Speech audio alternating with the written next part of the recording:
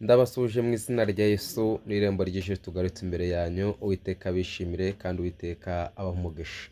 Hanyuma rero nshuti yanjye, Uwiteka aragukunda kandi Uwiteka arakwishimira.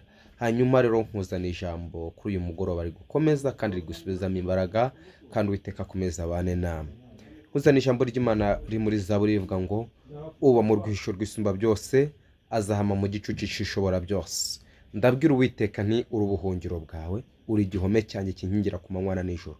Uwiteka akomeza gukingire abanzi bawe, Uwiteka akomeza gukingire ibyari biri gukomeza kuza kukurwanya, ibyari bigiye kukurimbura, Uwiteka akomeza agukingire. Rero nkubwire ngo nubwo ugenda hari byinshi bikurwanya, hari byinshi bihagurukiye kukunesha, hari byinshi bihagurukiye kuza kugusubiza inyuma, ariko Uwiteka agukingire ibyo bintu byose byari bihagurukiye kuza kukurwanya, kuko Uwiteka niwe ngabo igukingira, kuko Uwiteka niwe ugukingira ku manywa na nijoro, Uwiteka niwe ugutabara.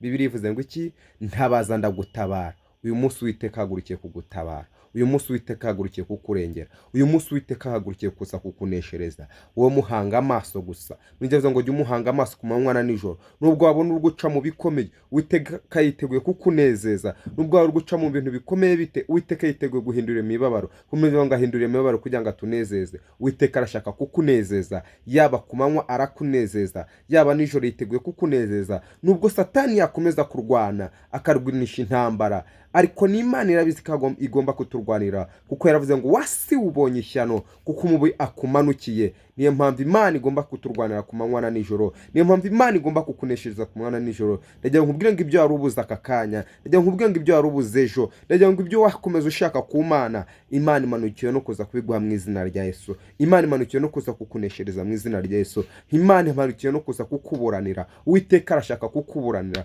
Uwiteka arashaka kukuneshereza, Uwiteka arashaka kukurwanirira, kuko wamuhisemo ukamwemerera. Komeza umwizere kandi ukomeze umukurikire, kandi ukomeze umusange ku manywa na nijoro. Uwiteka azabigenza neza, arahindura imibabaro akunezeze. Uwiteka arakuneshereza, Uwiteka aragushyigikira, yiteguye buri muntu wese kumwakira, yiteguye kuneshereza umuntu wese umuhanga amaso. Komeza uhanga amaso. Amen.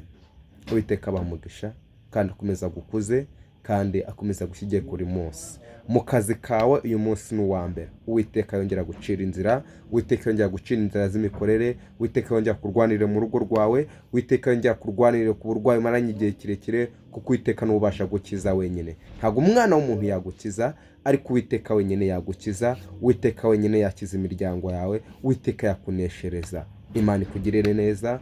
Ndagukunda, nawe ukomeza ukunda abandi, kandi ukomeza ukunda ubuntu bw'Imana. Imana iza kugira neza mu izina rya Yesu. Amen.